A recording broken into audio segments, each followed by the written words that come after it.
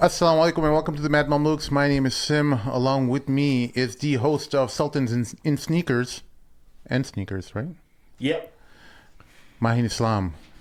And to your top left-hand corner is Mort, the host of Muzzy Buzz. And Al-Allama Al-Fahfu. Sheikh Amir Sayyid. His Holiness. You know what I say? You heard Sheikh Hamza say that before. What's a Fahfu? Don't worry about it, Sim. It sounds very cute. Like Shifu, like from Kung Fu Panda. Fafu's, isn't that kind of like fufu that like No, guys. Is that a title? It's a name of somebody. It's somebody's name. Oh, I thought it was like a title, like Al-Fahfu. Fafu. Like Shifu.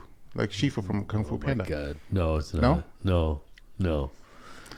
I love the Wow, North African. you've been lifting more? I mean, you look kind of bigger on cam right now. I see your muscles come out of your shirt. I've been Lifting lifting more? about 4 or 5 times a day, but it's probably because I'm wearing like 3 layers too. No, I mean, you're looking pretty strong and pretty modest, but you're looking stronger than usual. No, it's a lot. You trying to size me up or something? No, I ain't size. Ain't nobody trying to size up more. I'm just saying. All right, okay. Soldier, bro. All right. Who gonna mess with the Buffalo Soldiers, dude? I'm just saying. I'm just checking, you know? I mean, I don't know. yeah. So What's going on, Mahi? I haven't seen you in a long time. I've been dying to know about his Bangladesh trip, honestly. Because when I went to India, I know. Yeah, I want to know how many times you puked and you had diarrhea And over I there. want to know how many sneakers you went through. Because you know the reason why I'm wondering is because I said this earlier is that Mahin is abnormally quiet. Like something happened. I don't know. Did you get molested over there? Or something? You get- What? Where did that come from, dude? The Bengali kitty fiddlers attack? Yeah. It's like Like the Bengal attack? I don't know. I don't know. It's just yeah. So it was a good trip. I was gone for like 2 weeks. I went for my cousin's wedding. Oh, I didn't even know you went for a wedding. That's Yeah, pretty yeah. I was Your cousin Vinny? nah, female's cousin, but I was like wondering. I was like maybe there's some prospects for like polygamous nature and stuff, but nothing popped up. I did see this really cute hijabi chick in the village though while we were driving, and I was like, damn. Bro, you should Like, have flashed your green card. He felt like a colonist. He's like, hey, I'm from America. I Hey, can when you do say whatever cute, I you want mean over like here. the kind that you would think you can imagine yourself marrying, like having a second wife and who would like take care of the house. Oh, That kind no. of cute, or just like you thought she was just like approachable.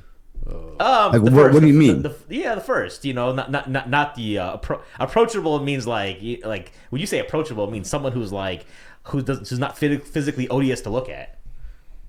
Oh, Well, is you that what said it means? I don't polygamous, know. You said marriage. When I You see wanna someone who's know- approachable, it means that hey, I'm gonna approach them. Oh, I mean, okay. if they're not approachable, I'm not just gonna even bother with them. I got you. No, no. I mean, I wouldn't. I think she was. but- I think she's probably like in college or something because they're like at least. I think it was like when school was breaking out or something. So who knows? Huh. So you know what I love is that's the first thing that Mahin like highlights of his trip. Like I saw this cute hijabi girl in the village. No. Okay. What else? Whenever we talk about Bangladesh, and I always think about the end of the world because I always have all these documentaries in my mind related to Bangladesh flooding and the Maldives flooding and going underwater, and hence So morbid. Like end of time Bangladesh. Like I'm trying to make a segue here. All right, work with me. So, Netflix recently released a end of the times show called Messiah. Yeah. It was a show that was created by a Christian organization, or they were funded by a Christian organization. But what was the curious thing about the show that separated this show from other shows was that they actually used Islamic evidence to propel this story. Yeah. About a Messiah, a false Messiah, or possible false Messiah, as the show was kind of alluding to. The show is, at least in the beginning, you have this, you're not sure whether he is supposed to be the second coming of Jesus or whether he's actually someone who is false. But it was interesting that they not only utilized Christian, what's called eschatology, I think. That's the term for...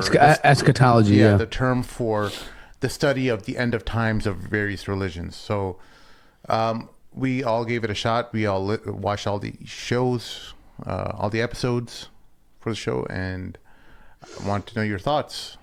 Some people said that it was heresy to watched the show. Other people said it's perfectly fine, and The people who said it was heresy didn't watch the show. yeah, they No, did. they I probably- think based they upon the probably thought trailer. it was hearsay. They So were saying since this is heresy. such a controversial show, let's let this holiness first No, talk Mark, go about ahead. this. No, I want to know yours because I know you kind of. No, I want to know what the holiness has to say first. No, it's not about the holiness. Don't worry. Go ahead. No, I really do because I want to know because you're the guy that's like that knows more about this stuff than all of us. So No, I want to know. Okay. Anyways, since you're not going to, All right, the reason I said is because you already did. I think you kind of did a review on it. I didn't see yours. But go ahead. But so check. So the problem with me watching this show is I thought that straight up you were going to see the Dajjal doing something, right? I had too much thinking and understanding ever since you grow up or whatever you read about Dajjal and the end of time and Isa alayhi salam and the Yeah. Mahdi and all that kind of stuff. I thought for some reason I had too many expectations of the show. Yeah, And then what they did was, I think obviously they did this intentionally. It was very smart. He's trying to, from one side thinks it's Jesus, the other side thinks it's Messiah. Even one time this sort of American dude, he passes him up, this African American dude, he's like, Messiah had Dajjal because he's sitting in the classroom. Yeah. So some people think it's a Dajjal. The other group of people think it's He's the even second some of coming. the Muslims, the 200 Muslims. Yeah. You know, this is going to spoil some things for you guys, but if you didn't see it, but it's not worth watching. I don't think it's worth watching. you don't like it? I would give it a 6 out of a 10. Okay. I think what the good part I liked about it is it had me guessing all the time. Oh my God, who's this guy actually supposed to be? He's supposed to be Jesus? He's supposed to be Dajjal? I'm waiting for like the kafara on the forehead to appear, and it's Yeah. not happening. I'm waiting for him to Well, like you do didn't some see it? miracles, huh? You didn't see it? The Don't- kafara? Where was it? It was evident from the beginning. Yeah, the true believers are supposed to see it. Yeah. If you didn't see it, then I get it. That was good, bro. That was really good. I was like, what? The true believer. You guys are butt much, bro. shit, you messed up, man. So, but the good thing is it had you on You your have toes. a false sheikh. I liked how they were quoting parts of the Quran and stuff like that. It was kind of cool because it's good to see some of that stuff sometimes. For me, it was more like a reminder of the end of times. I'm not gonna lie. Yeah. And then I was just kind of zoning in and out of like thinking about the end of times. You know, I was watching with my wife too, so we're just like, okay, what's supposed to happen next? We were trying to guess too much Yeah. because you have too much information about Dajjal and Isa alayhi salam, right? So then at the end, it was just like, okay, you know, can I say what happens at the end?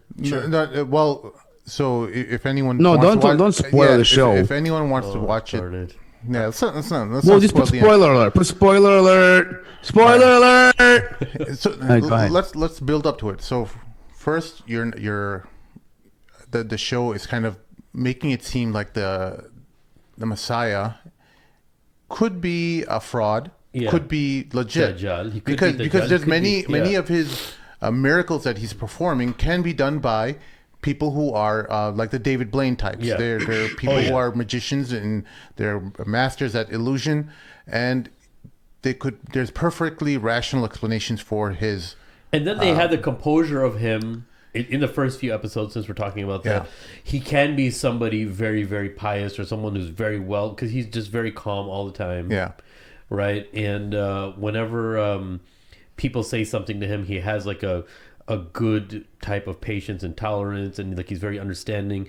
They lock him up. The average person would be like, "Oh wait, why doesn't he just break out of it and do something?" But you're like, okay, he's being human about it. He's does- thinking things very in the long haul. He doesn't want it to be reactionary. And They, show they people picked a things. great actor. They Yeah, picked a the great actor actor was good. in the sense that you can definitely see people gravitating towards him. There, he does have a Middle Eastern Jesus-y type look, not the Yeah. Christian The white tan look, yeah. a white blue-eyed blonde hair Jesus, but they actually picked a Middle Eastern looking guy. Yeah, they thought he was Egyptian, and then they found out he was Persian. But the cool thing was the name placement too. His original name is Mahdi, but in the movie, he referred to himself as the Word, Yeah. or as Hamza. And Mahdi or Messiah. his original name is Mahdi for real life. No, his real name is Mahdi in real life. Yeah. Oh, in the real life, But the the actor's actor, real Mahdi name. but Devi. in there, they were calling him Yeah. Messiah. The funny thing was like Mr. Mossy. Me and my wife was laughing hysterically. Mr. Mossy. White people are so adorable. Yeah. But then look, his friend's name was Jibril, and Yeah. then there was a Miriam. There was a Mary in Yeah. there. So they had like all these cool name placements going on. I thought that was kind of cool. See, And it was kind of cool because when you would say "Yeah, Jibril," Yeah, right? yeah, like yeah. you would think like, oh, he's communicating like it's weird, right? Yeah. Like something divinely appointed. Like, "Yeah, Jibril." See, more Right? what really gravitated me towards this show and it really pulled me in was not about the show in itself and its content, but the actual research that they put Yeah. into The research I appreciate. Yeah, they definitely read Muslim or Islamic eschatology in the sense where they found out what the characteristics of the Dajjal were, that he travels very quickly, and you see that he's moving in one moment he's in Syria or Palestine, and then he goes to Jordan, and then all of a sudden he's in Texas, and you're like, what the heck? How is he traveling without? But then they, you know? they do that thing where they kind of explain it too. Oh, he got in a private jet and he did this. For me, I was thinking, is that really happening? Is that real? Because one of the signs of the Dajjal is that he's supposed to travel on a donkey Yeah. that travels very fast. Now, a lot of people who've commented on these matters have said that it's not a real donkey that he's traveling on, that he's traveling on what in our days is considered a donkey, which would be an airplane, right? That's which, a possibility. In olden times, people traveled long distances on a donkey because it can carry a lot of weight, and so if people want to believe that it's a physical donkey that's traveling, that's taking Dajjal in very fast, in a fast manner, then they're welcome to. I'm not pooping on your beliefs, but I really don't think. I think a lot of these hadith relating to Dajjal, related to him having kafara or whatever on his eyes, some of those could be symbolic, and I don't think that it's going to be that apparent, at least for most people, because kafara just seems like so obvious that who the heck would want to follow someone who has kafir written right between their eyes? No, but that's only for the true mu'min. It's not just for a Muslim. For a mu'min, you have to be a certain. I mean, you have to be a certain level of piety. So it's symbolic, right? I mean, you can. But here's the thing. It's not physically going there. back to the real. Wait, going back to the show for a second. Yeah. For me, honestly, I think I'm more like I'm aware. I'm thinking the show is not anything spectacular. I mean, it's like schmiggity boogity, whatever. It's okay, right? But I think the concept of it is unique. Yeah. And there are certain cues that you can pick up on in the show, and I've noticed that. And it's like, well, let me ask you this. Well, before we do that, the thing is, people, I think Muslims, Christians, and maybe even Jews are looking at this show with their preconceived understanding of what a figure is supposed to be like, right? And so I think that kind of presents some challenges in itself, because you're expecting so much of either side, whether it is Masih, Ibn Maryam or Masih al-Dajjal, right? You're always like, okay, well, what am I looking for here, right? You're actually looking for these signs, and you're not going to find them like that in the series, right? Not really necessarily. So you have to put that aside, number one, right? And say, you know what, this is not really based on anything purely Islamic or purely Judaic or purely Christian-like. It's just a mix of everything. So you're going to find hints of it, right? Yeah. And when you get over that, then you start noticing some of the interesting little cues in the show. For example, who are the people that gravitate towards this guy, Al-Masih? The poor. Anybody know? Or the women. Women do. It's supposed to be a lot of women. Are one, yes, but what is the thing about women? They in the show they portrayed them two types of women. There are women that were under extreme duress, like some stressful situation financially, health-wise, the children, the fitna of the world, right? Money and wealth, right? The fitna of the world, your health, money, all that stuff, right? The ayah in Surah Al-Baqarah, Allah talks about that in Surah Al-Baqarah, where he says that, you know what, we'll test you with all these things, right? Those people are the ones that gravitate towards this Masih. You know, the one who has a sick child, the one who's financially in trouble.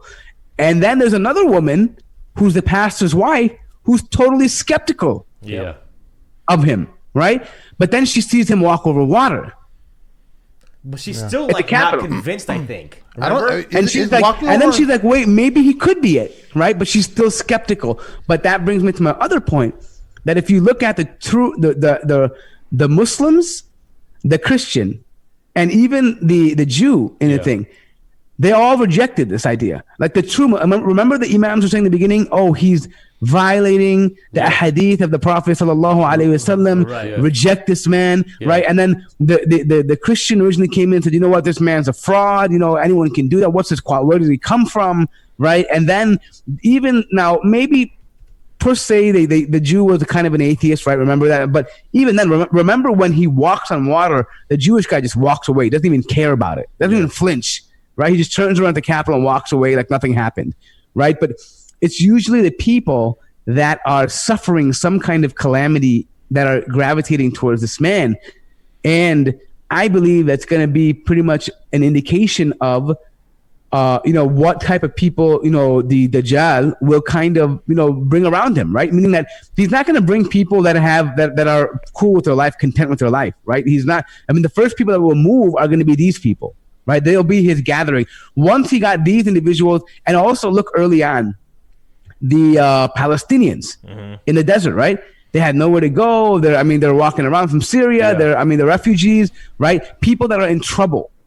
They're looking for a hope, a way out, and he's providing them something in very, I guess in very vague ways that, oh, this is what you should do. It sounds very prophetic, right? This is what you should do. This is how it is. This is what God wants. This is what this is want. These are very uplifting words that have a kind of prophetic nature about them in a vague way, right? Like, charlatans can use that very often. Yeah. And so he uses that to gain momentum, but then he abandons them. In the moment when he brings them, you notice he abandons a lot of people. Yeah. Right? He leaves them in a state of confusion. What do I do? Do I wait? Do I leave? Do I stay? Everybody, and he drives them to the point where they have to act themselves because they're it's kind of like subliminal messaging. Like how did that kid walk naked to the border? Why did that pastor decide to drive to Washington D.C.? Yeah. Right? He's planting these things inside of their minds that are making them do his bidding for him, right? And then that's how I look at it. Like the Dajjal is going to be somebody that's so divisive. He'll make, like, imagine he's going to divide a husband and a wife about whether the man is real or not. A religion of people, put them in the middle. Like, hey, is he real or is he fake? Right? He'll confuse even the governments of the world. They won't know what to do with the guy. Can we kill him? We can't kill him. Imagine, and how the judge who overturns who judges over his right to asylum has cancer. And that's what, when he's addressing him, he's saying, God gave you that power. How are you going to answer for it? Sounds very prophetic. But then you see he's dying of cancer.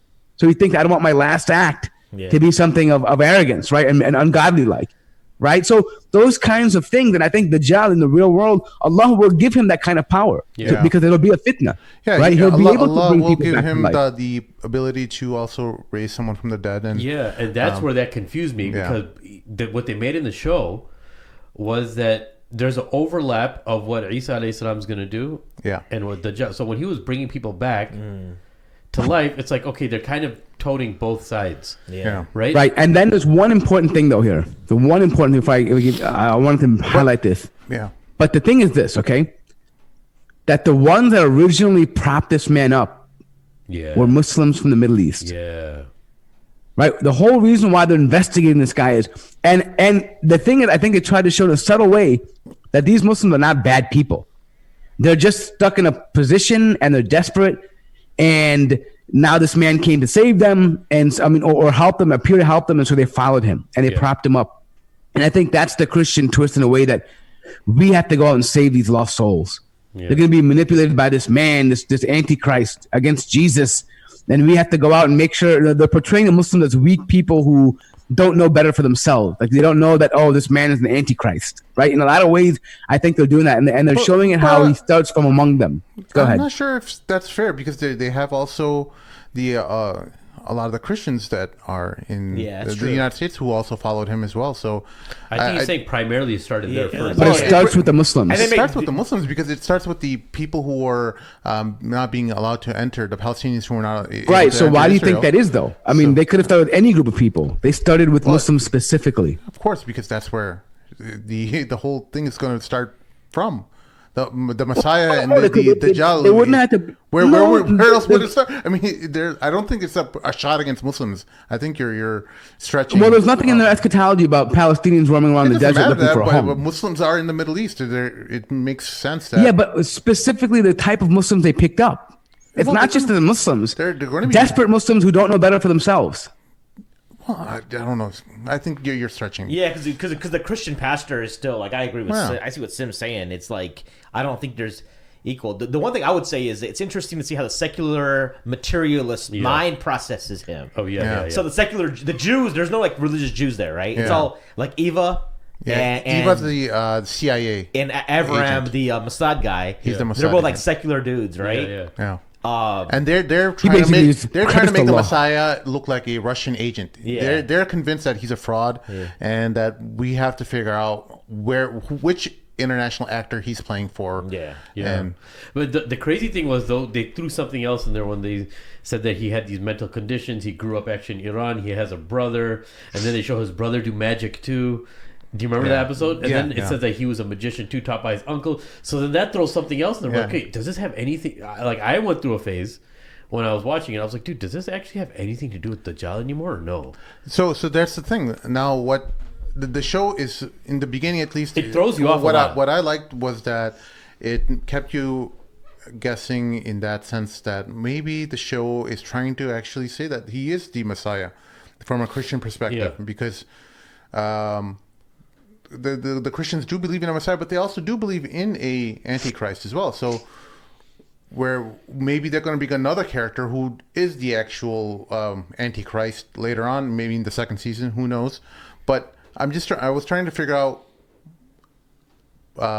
in what angle are they trying to project this character, because they make him look like a really good dude. Like, I mean, he definitely does seem like someone you want to follow, and he has amazing characteristics that resemble someone who's pious. He refuses the prostitute in the middle of the show somewhere. But there's other things that the show says like he might not be, because he doesn't cure the girl who was this sick, and she was I think she was a cancer patient, right? Yeah.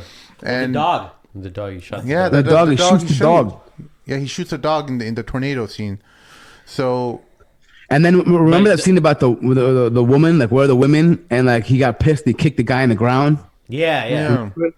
That was kind of weird too. Yeah, and then I don't know. For me, it just seems like, dude, I feel like they're trying to tell Christians, hey, look, the Antichrist is gonna be someone that can deceive you, and he's gonna be a Middle Eastern dude. He's gonna be like more like a Muslim. So watch out. That's how I got it, dude. And I think the whole from a Muslim perspective, this thing reminds me a little bit of Ibn Sayyad.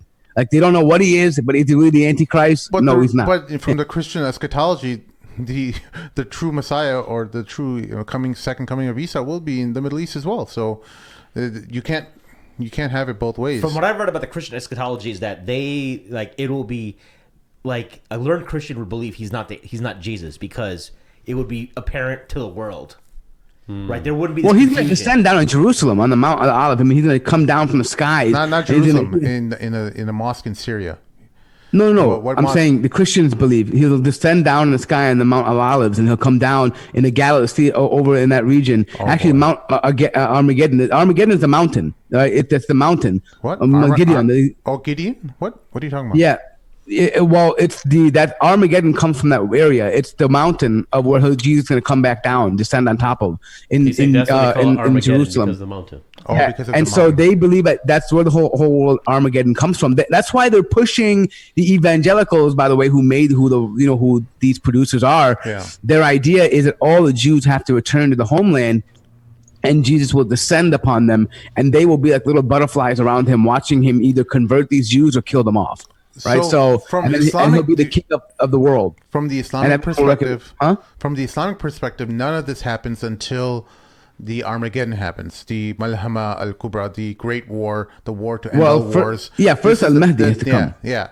So that war has to take place. The Mahdi has to come and unify Muslim lands. I don't know how many Muslim lands he's going to actually unify, but he will be a unifying force that will eventually come against the forces of the Jaldi Messiah. And that's why none of this stuff is in the show, so if you're expecting But that's to why see that was playing mind games with me, Yeah. bro, because his name's Mehdi. And sometimes when you watch something, you think too deeply into it because you know certain things. And well, like, you the root it actor for being yourself. Mehdi, I think that's coincidental.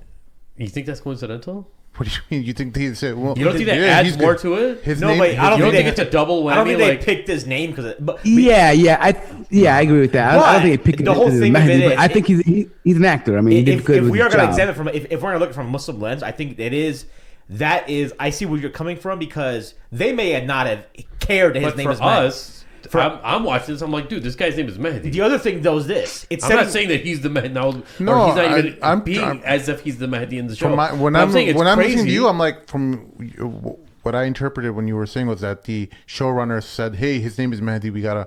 No, I think that they saw that and they'd be like, dude, this is going to make even a better story because they were actually promoting that. Social media, everyone's I talking don't his name is doubt Mehdi. that. No, let me tell The you how I was Christian looking at it. showrunners, if it would Muslims, maybe you would have some. Yeah, so dude, this is how my mind was working. I was like, dude, this guy.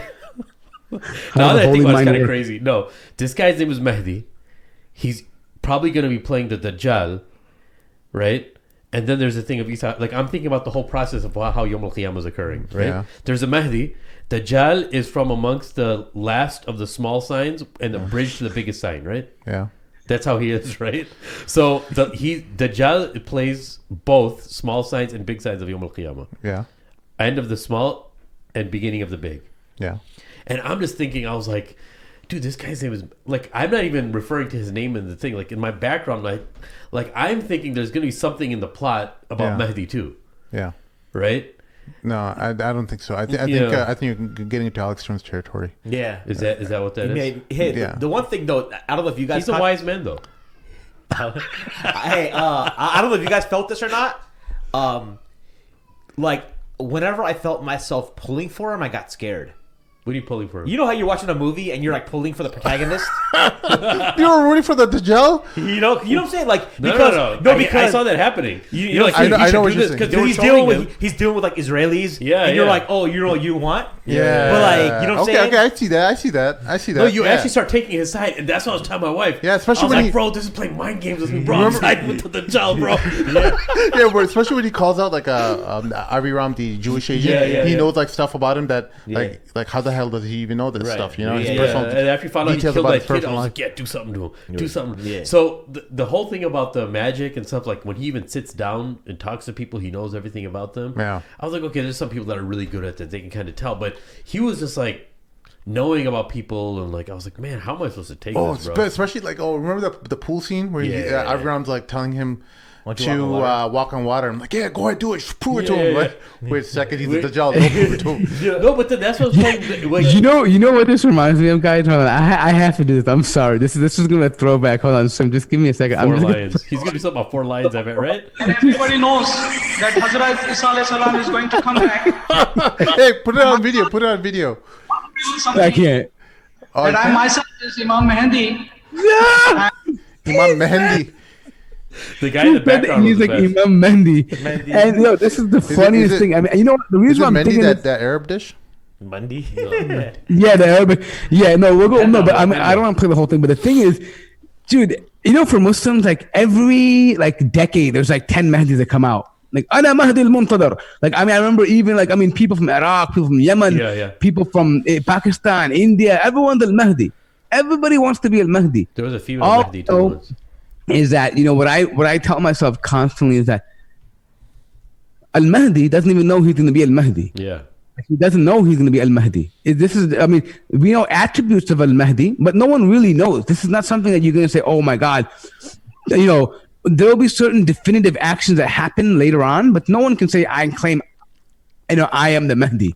Right? Yeah. If anyone comes and tries to convince you of something otherwise, No, the it's Mahdi, very- we know from the Hadith that, Sheikh Amr, you can elaborate, but the Mahdi doesn't know that he's a Mahdi until like the people who persuade him to be their The leader. leader, yeah. He doesn't know until leadership. There's that going to be something- a fight or dispute among princes in the kingdom.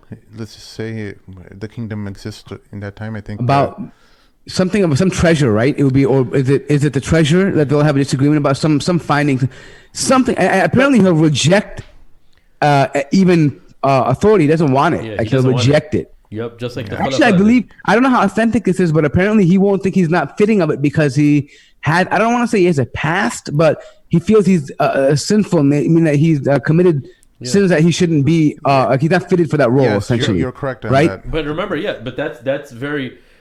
Those were also the characteristics of the Khulafa too, right? Like none of them actually wanted leadership until they felt that okay, now I have to stomach this responsibility, right? That's the sign of the like. Well, what's the point then of knowing about Umar radiallahu anh going to Hudayfa ibn Yamani and saying, was I on that list of the 70 munafiqeen that Muhammad sallallahu alaihi wasallam told you about, right? So the best of leaders will always think they're the worst of leaders. They're not just worst of leaders. They're going to think they're the least befitting of the people to lead the people, right? Right. For responsibility reasons, right? Right. But You know, I'll be honest with you. Some people, maybe they might think I'm crazy, but I don't want to be around when that stuff happens. No, Yeah, one I hope wants I'm to. dead by then. No one wants. I hope to, I'm man. dead by It's then. true. Some people are like, oh, I can't wait for Mahdi comes. I can't wait for Malhama. Bro, get me out of here. Yeah, Get me out of Wait, here, who says bro. that? Wait, who says I can't wait No, for no. the Malhama, When, bro? when we were little, we Because would I'm hear weak, that. bro. I'm maybe you guys are strong. I'm weak, bro. That the job come to me and make me a believer in like 10 seconds, bro. Like, I'm weak, bro. I'm gonna let you know, bro. I'm weak. No more. You're not supposed to say that, bro. You're not I'm supposed just to say saying, bro. I that. know I'm weak, You're not bro. saying 10 seconds, bro. Come on, bro. Hey, More, hey, bro. hey, You like a believer. 10 seconds. For me, be like, Bro, I'm just saying, bro. I'm keeping it real, bro. Give me some money, give me some women. Bro. Especially- hey, look. I'm just saying. Hang on, not, bro. guys. So he has a point in the sense. It's scary, The Dajjal will come in a very desperate time when people will I be know. starving. There'll be famine. He's going to be the one who will be solving problems. He's going to have abilities, or he could possibly be even a scientist who is able to grow crop where crop is not grown, and he may have these abilities that will give people solutions to these problems, and people like Mort will definitely eventually. No, he won't. Yeah, Some people exactly. No, he I mean, won't, look, check it out, Read dude. Surah I mean, Al-Kahf, he bro. might Be just all pass a good. Read fatwa Surah- for Sim saying that vapes are allowed and halal, and Sim is a believer now. You know what I mean? Like, Just- but the just thing is, read like, Surah what Al-Kahf, I'm bro. trying to You're say is like afraid, this. Like, here's the thing. All right, look, this is how I look at the situation. Okay, Muslims in general are going to be people that are in a dire state, like Sim said. Right, they're going to be in a completely dire state, and if someone's going to come and pull you out of the ghettos, be pragmatic, have these solutions, you're gonna think that, oh my God, this man there's something divine. He may not be a god, but there's something divine, and it takes that one seed of doubt to begin to affect the way you view God. And that's why I believe the Prophet ﷺ says that your God is not one-eyed. Allah is not one-eyed. Yeah. Why would he have to tell you that? We know. We can't even. The Quran says, "Laysa kamithlihi shay." We say Allah does not resemble anything. We know that He doesn't resemble anything. But why is the Prophet reminding you that Allah is not one-eyed? Laysa awwar. Why is He saying that? Because He's trying to remind you. Even if you feel doubt in you, if you're inclined to that, No matter how remember strong the He's not reality one-eyed. feels. No matter how strong the reality feels. Yeah. Yeah, no matter how you feel, He's not one-eyed. He cannot be your Lord. People will go there and thinking that they can fight Him. They're going to be fully convinced that in their belief they're going to have this very strong iman, and they'll eventually succumb to His miracles, His charm, whatever He does to solve their problems. He'll find solutions for. And so Mort is in a sense, he's joking, but he's correct as well. No matter how strong you think you are in faith, you will. Chances are you can succumb to his. I like it. You can. So, possibly. lesson number 1: read the 10 verses of Surah Al-Kahf. But before we continue, I think one of the main What if you reasons don't why we can't talk read about Arabic? this- it's okay. You'll learn, inshallah. One of the main reasons why Muhammad Picktal's translation. How about that? oh yeah, okay. Does that count? Transliteration. We Transliteration. also have that now. Yeah. So one thing is that always bothers me, even when I was watching this, is right. And one of the reasons why I was watching this is obviously, like I think you guys sense this too sometimes. Even, alhamdulillah, the awesome thing about belief is sometimes you see something that's very secular, but it still, the way you look at it, it still does something good for your iman, right? What does? Anything that you see, anything that, like, people may be like, okay, why are you watching something like Oh yeah, we're gonna get that in the comments. yeah, no, but for People us, are like, "Oh, sheikh, you're a sheikh." no, that's not what I'm Astaghfirullah, talking- Sheikh. I'm not You even watch the talking show about where that. there's haram I'm and the talking woman about- without hijab. Astaghfirullah. No, You're off the no. manhaj, Jack. What Hey, made me- what did you do during the sex scene between the two Jews? I didn't even know there was a sex scene. Oh, anyway, Oh wow! Oh wow! He's so holy. Allah veiled it from him. He didn't even see it. no, check this out, guys. his So TV just scrambles. thanks to Mort, inside joke. Thanks to Mort. It scrambles. What inside joke? What is it? It's actually Mort's TV. Oh, I don't know what that means. Oh. Well, okay, Oh, Everything just got weird. Oh, okay. Okay. I that's don't why know you don't do inside jokes on Oh. your podcast. So check this out. So what I mean is, what maybe something very mundane for the average person or generally for people, but alhamdulillah for believers, we can actually see something. It can actually do something good for our iman, right? Because for me, I just thought about myself. I just kept on thinking, and I was doing more research while I was reading, while I was watching it, and just looking up certain things about Dajjal and Masih. And like, there was a time for me when I was watching that I was so into it and hoping something else. I was like, wait, what if this is actually about Jesus? I had like this 10-minute time period while I was watching. Yeah. I was like, wait, what if this is completely about Jesus, not about Dajjal? But anyways, that being said, so let's talk about reality now. Do you guys think, like, honest, I know because Mort and Sim, you guys, cover a lot more when it comes to Middle Eastern affairs and what's happening in the Muslim world. Do you think in the next 10 years there's any type of rejuvenation of the infrastructure and politics and everything that's happening in the Muslim world? Or do you think from now on it's just downhill and there's no recovery? I think World War III was a big disappointment. All right, I told you felt it wasn't gonna happen. I told you people. well, Iran, anyone who listens to our podcast would have known right away that there is no threat of World War III. Mashallah, our listeners are very informed and are very educated in that sense. I pride our audience in that respect. That every time I go and meet our audience in various cities across the world, it's they're always very intelligent and have very thoughtful and insightful comments to make. World War III was not going to be World War III. Anyone who knows these international actors, they know that they operate from a business standpoint. If war would benefit Iran, they would have done. They would have done so. But war does not benefit them. They're not even close to. No. You could have 100 Irans put together, and they cannot strike America.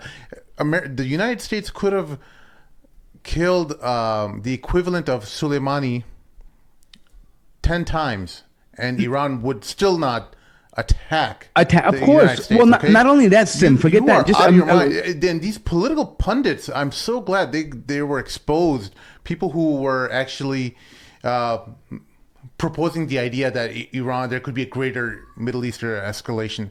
They're ridiculous. Even if Russia and China back Iran, they would still not dare attack the United States. They know how. Nobody wants to provoke America, dude. Nobody wants to start with You America. can put all those countries together, and they still wouldn't. Do you know why that is?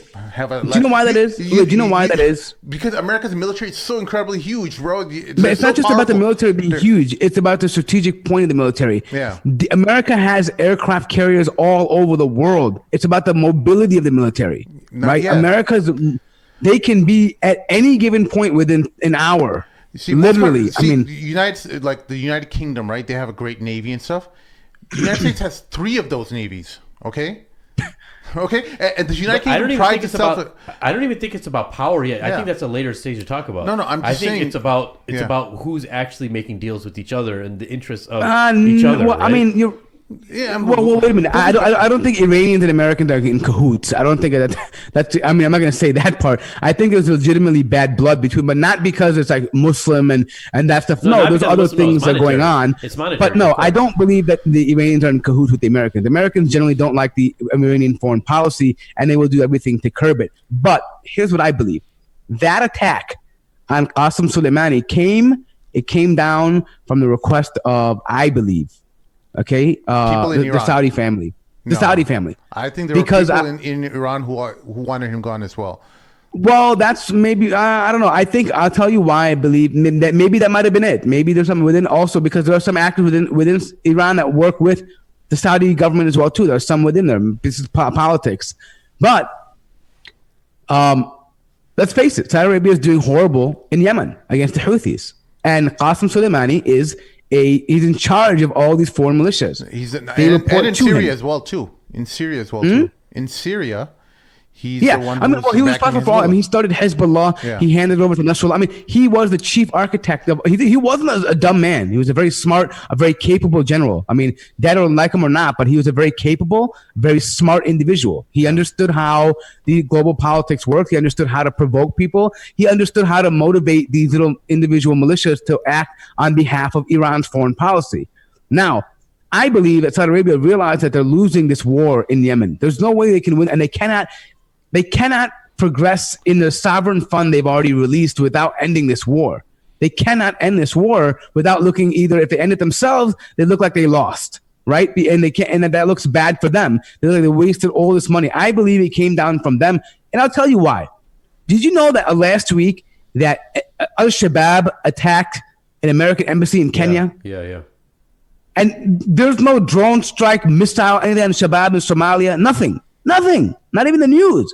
They're talking about some, protesters in Iraq that threw a Molotov cocktail and burned down the embassy, right? You know what I mean? And from that, they went crazy over it, right? So for me, what I'm saying is that they are not doing this simply because Qasem Soleimani was this dangerous, evil man running around. No, they actually, collaborated with him in Iraq in the early 2000s, or even to fight against ISIS. They were collaborating with his militias on the ground. Yeah. They did some, there was some work with them.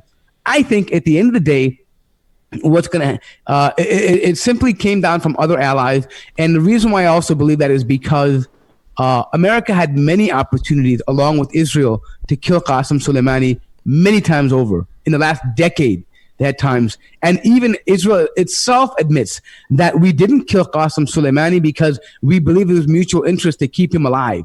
Because he controlled a certain. They were trying to avoid complete anarchy or whatever it was. It would happen, or lose control of these militias, and also it gives them the credibility that there is a threat in the world, right? There is a threat in the world in the Middle East that Qasem Soleimani, who's causing these militias. They were able to monetize that and make money off of that. And so I believe that this is not some kind of unprecedented opportunity they had just to get Qasem Soleimani. They finally got him.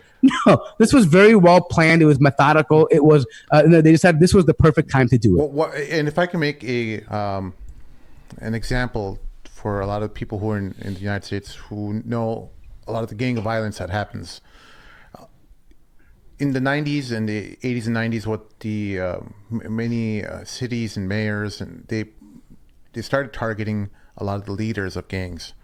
And what happened was by killing them off, they created all these splinter organizations that they couldn't control. So in effect, what Mort's saying is absolutely right, because what Israel wanted with Soleimani being alive was that he was able to control all these various militias all across the Middle East. And he was someone that they could actually discuss terms with of peace or whatever, or ceasefire, things like that. You want someone. This is why when you have like a nuclear strike on a country, you don't want to take out their leaders. You don't want to strike at Moscow or in the capital where you're going to kill off the people you're going to be negotiating with. This is one of the policies of nuclear warfare, or one of the rules of nuclear warfare, is that countries do not want to take out the people that they're going to be de-escalating with, because then the army will be run amok and they're going to be firing international ballistic missiles all over the world, and you don't have anyone to call back down. You don't have anyone to negotiate with. So this is why you have people like Soleimani be alive. It doesn't make sense to kill them. Yes, they're horrible people. They're deplorable in all the human atrocities that they've done throughout Syria and Yemen or whatnot. You want these people alive. And that's why Donald Trump really messed up. This is why Israel said, we have nothing to do with this. The Israelis put out a statement like, we're not part of this. We did not want this to happen. So the reason why I asked the original question was, and I'm glad we went off on this tangent. I was just talking about when Mehdi comes. Yeah. The securing for Mehdi is the condition of what the people are going to be in, and that's going to be a really bad condition. So, and I'm glad we got you on. We'll discuss this more, but do you think that things are going to get any better in the Middle East in the next 10 years before they get, No, we know not just from like the Quran and Sunnah related to the end of times. We know from science. We know from empirical evidence that's in front of us that things are headed downhill. But the only thing that has not gone downhill yet is the economy. Once that bubble pops, the global debt that everyone is sitting on top of America's debt. Like everything is being built on top of this artificial debt that America has, and everyone just has faith in the Americans to pay this debt back. And once America can't pay this debt back, that this national debt spirals into however many trillions, then eventually it will burst, and it'll burst so bad that everyone's going to go down with it. Yeah. And once that happens, that's when I'm really envisioning a lot of these signs that are towards the end of times that we've read about in our Are literature. people speculating how long that's going to be in based on how economy trends are and stuff, economic trends are? We've been hearing it for years now. We heard even, this past year. This is the year the bubble bursts. This is the year that will make the great, what's it called? The Great Depression look like nothing, Is there any? Well, so the world economy is built on speculation. And once that speculation ends, that, the ability for people to speculate that the economy is still on an upward trajectory, that's when everything pops. That when people have lost faith in the American dollar, of which primarily most of the economies are built on around the world, they're all betting against the dollar, right? Then I think everything falls apart, and we're going to see a lot of these events happening The reason why I'm saying towards the end of times. Yeah, the reason I'm saying this is that on a war level and poverty level, and a lot of people in the Middle East, educated people, I heard some political analysts say this too, who are religiously inclined, or they believe that the situation has gotten so bad and it's not going to get any better, and we have to do whatever we can to help people and bring about change in our societies. But there's nothing but that's stopping the Mahdi that's going to be the only one that's going to rejuvenate this situation. So I think the Mahdi will be coming in a time where the world powers will be more busy internally in resolving whatever issues that they have related to their countries. But isn't that nearby? Isn't that near too? Kind of. I think so. I think we're if I had to guess, it would be 50 years away, based on at least some of the hadith that are related to the end of times, talking about how there's going to be so much famine and of water shortages and things like that. We know from empirical evidence, from scientific evidence, that we're not too far away from that. We're about 50 to 100 years away from massive water shortages. We know that water is also already listed as a trading commodity on the Wall Street Stock Exchange and all the very speculation that's done against commodities in the financial markets. We know that water is now considered something that is not a given. It's not a right. It's going to be something that will be considered a resource, something that people will fight over. And it is no coincidence that it's listed there now as something that people are going to be trading and making speculative bets against. So we're definitely at that time where and even if you look at the Islamic eschatology timeline, all the minor signs of the Day of Judgment are over. And I know you've done a lot of research related to this as well. I don't think there's any minor sign that has not come to fruition yet. Yeah. But except for the Mahdi and. Hey, let me throw one into that. Let me throw something into another wrench into the bag here, Sim. So all of you guys are familiar with. We talked about this earlier. Was the Neom project in Saudi Arabia, right? Yeah. Like we had a video about that earlier. So anybody know where that is exactly? No, where is that? It's in the Tabuk province. Okay. Okay. Is it? And right. So, but Tabuk, anyone who knows anything about Saudi Arabia, Tabuk is basically next to Medina, Yeah. right? I mean, the province. Could it be that the palace of a Dajjal is being set up? In Tabuk? Yeah. You see what I'm saying? Yeah. Because remember, Medina will shake Yeah. Yeah. when the Dajjal comes forth. And literally, just look up, I don't know if you can pull up in your map a symbol, just Google Tabuk province. Yeah. And look how close it is to Medina. The edge, there's a area, it's so close to Medina. Like the province of Tabuk is in more, like there's a city right there. And there's that's literally on the border of the Tabuk province and Medina, right? And so Neom, and that's very across for your understanding, Amr. It's across Sharm el-Sheikh, Yeah. I know. right? So Sharm el-Sheikh in Egypt. Yeah. yeah, so that's why Egypt gave them the islands, right? Because what happened was originally those islands set in an international border, and each country has up to 10 miles past the land. And 10 miles, and everything in between that is considered to be international waters. Now, when Egypt gave this island to them, what happens is that the no longer the entrance to the Gulf of Aqaba is no longer it's no longer what you call it's not a international zone. It belongs entirely to Saudi Arabia, right? So that means the control, what do they call that? Jazir al-Tayran, right? These islands here, they are now fully controlled by Saudi Arabia.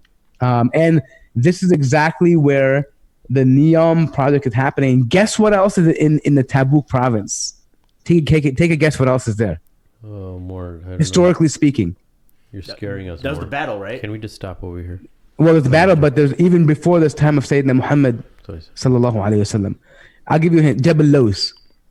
Jabal Lawz is what we know also as Jabal Musa. Yeah.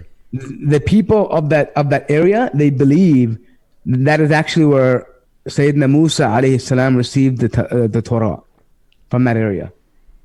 They believe the mountain is where he went and spoke to Allah subhanahu wa ta'ala on that mountain, Jabal Lawz. And so that's in that same region. It's So this literally is- right across It the Sinai. It looks far, man, based on the map. For those listening on the Huh? podcast, Tabuk is towards Jordan, the Tabuk province. Yeah, it is. Now look, but Medina, Can you but just look at put the an arrow over there so Tabuk. they The can see city it? is there, right? But look at the province. It's being the coastal line of the Tabuk province. Now look, just Google province. What did you Google? Tabuk province. So it's showing Yeah. us So you see the outline. red. There'll be an outline. Yeah. Okay, in Google Maps. Now look at the bottom part on the coastal line, and look at how far Medina is. Maybe. Oh yeah, Yeah, it's not far. Can you put the arrow there? Sam? yeah. I made the arrow hidden. Oh. But Yeah. yeah. So you see, like if you look at Shabaha, there's the town that's there and the ending. It's literally maybe like 100 kilometers from Medina, 150 kilometers from Medina. It's not very far. This is the Neom project, by the way. The whole thing is coming up in the Tabuk province on the coastal line. Not actually Tabuk itself, not Taima, but actually. And it was interesting also. Imagine, it's going back to the old time. Medin Saleh Yeah. is also in this area. Medin Saleh is also here too. Right? So again, like this area, it seems to me that maybe this is a precursor. Like they're actually creating a way, because the Neom area is going to be an area where it's going to be ruled by itself, autonomous. It's going to have its own rules. They're going to allow all kinds of crazy things. They're talking about flying cars and everything autonomous, AI, everything, right? What does this remind you of? This is like a completely like a city that is magnificent, an area that is, completely advanced and unlike anything else in the world. And they're building it literally 100 to 200 kilometers from Medina. Wow. Could it be? I don't know. Allahu alam. It could be. But it's something that modern and that radicalized, different from, radically opposed to Islam in terms of what is going to be there as far as the law of the land and things like that. and the idea they want like foreigners and beaches and resorts and alcohol. I mean, all the stuff they're talking about, literally, pretty much in the grand scheme of things, a stone's throw from Medina. Pretty much, to me, that seems like something that we should all be concerned about. Like, hey, there's something happening here. Yeah, man. I don't know. And then isn't there like a palace that overlooks Medina as well? If you, I don't know if you guys have been to Medina recently, but I remember when the drivers who was driving us there, he was saying, we suspect that this palace is the Dajjal's palace, and it's like right on the Oh, outskirts. he actually said that? Yeah, That's yeah. pretty crazy. And it's like you could see it from the binoculars in Medina. Like it's like there's a Allahu Alam. But palace. I think when the palace of Dajjal, it doesn't just mean like a one thing. It's going to be an area. It's going to be multiple things. It's going to be his city. Like it's going to be, because generally when you had palaces at this time, Yeah. what was the palaces they had like during the time of Khusro and all these people? What were they? They were in the center of their city. Yeah. They were never just a palace in the middle of nowhere, Yeah. right? It was a center of their capital, Yeah, right? just It was like where castle, they yeah. ruled from, right? So I believe like this area, the province of Tabuk is going to be like this. I mean, somewhere in this area, I believe in Allahu Alam, but this Neon project is ushering in this, laying down the stones for this work. Everything is ushering it in more. You're absolutely right. I totally agree with you. I think all the events of the world are leading up to the final massive event. I guess the Imam Mahdi does count as a minor sign, so I can't say all the minor signs have transpired, but He's a minor sign? he's a minor sign. Okay. He's a minor sign, and the Great War, the Malhama al-Kubra, the war to end all wars, the one that will destroy much of the world, or maybe we don't know but we don't know if it's actually going to destroy the majority of the world, but it will cause so much devastation that birds won't even be able to fly. It's going to be that kind of havoc. So I'm assuming it's going to be even it could even be a nuclear war, where That's a possibility too. yeah, man. yeah. So Yeah. So those that don't know, the major signs that are that have to take place for Muslims. A lot of times people are confused. They think Al Mahdi is a major sign, and he's not. He's not before you start more, it's important that you don't listen to this episode as just entertainment about the Messiah. The coming of the Dajjal is very serious, and it's a very important topic, and something I want to use this show to talk about, because one of the hadith of the Prophet was that the Dajjal will come at a time when people stop talking about the Dajjal at the minbar. So it's important that we educate ourselves about this, and we pass it down to our children as well, so that they're informed about this event. So I'm sorry, go ahead. Yeah. So I mean, just as a context to this, the Prophet ﷺ was extremely concerned about Dajjal. Yeah. The point where he would actually keep his companions from like Dhuhr till Isha, like, and tell them about a Dajjal and warn them about a Dajjal. And the fact that today that we hardly ever hear about a khutbah or a talk or a emphasis on a Dajjal, and even people making dua that Allah protects them from the fitna of the Dajjal, is a sign of this prophecy. That toward the end, when before the Dajjal emerges, people will totally forget about what a Dajjal is, right? Because, and if you think about it, that lays down the framework, because in order for a Dajjal to be effective, the population has to be dumbed down, right? They have to not remember who he is, right? If the Muslims remember, constantly reminded of who a Dajjal is, it makes his job more difficult, right? So the idea is that this is what's going to happen, and that one of the clear signs is that the Muslims will no longer be speaking of a Dajjal, and he'll be pretty much out of the story here. But just so you know, I just want to quickly run down the Masih ad-Dajjal is the appearance of one of the major signs. The return of Sayyidina Isa alayhi salam is the other one. Ya'juj and Ma'juj, these are another one. Then there is the smoke that covers the black smoke that covers the entire earth. Yeah. And then there's Dabbat al-Ard, the beast from the earth that will come out of the ground and talk to the people. And the sun will rise from the west instead of the east. and then the earth there'll be certain parts of the earth that will sink. I think in each side of the earth will sink, and also one in Arabia.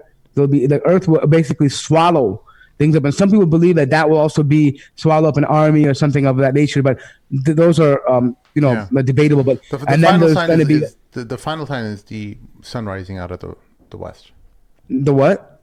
The sun rising out of the west will be the final. Well, sign. no, there's another one. There's a trumpet that will be blown. Well, that's after. Yeah, I'm just. Well, that from Yemen, yeah.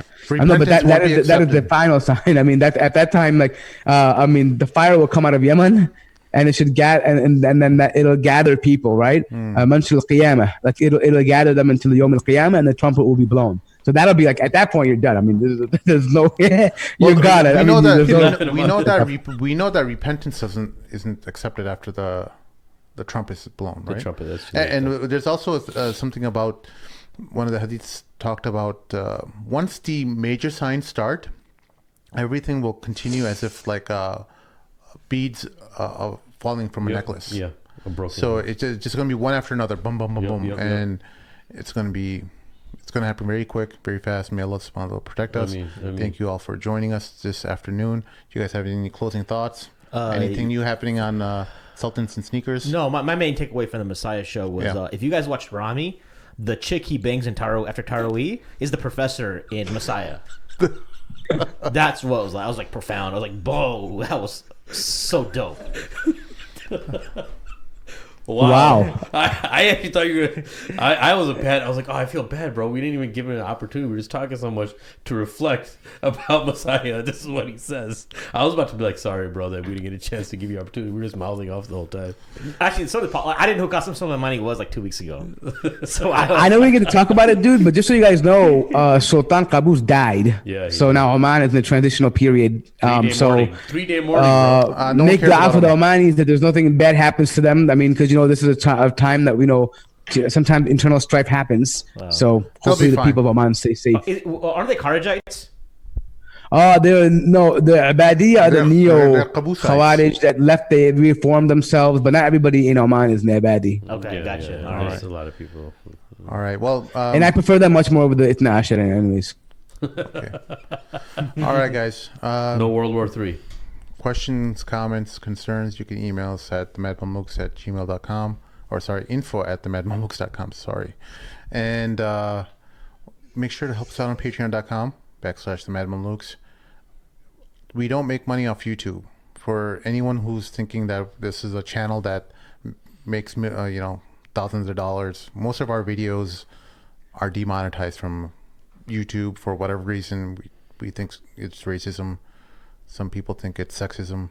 We don't know, but we're all demonetized. Okay, we don't get money. We maybe get a little bit of change, but not much. But thank you all for joining us this afternoon. And if you have any questions or concerns, thoughts related to the podcast, put them in the comment section below. That helps the algorithm increase the views on the video. So help us out. We'll talk to you later. Assalamu alaikum.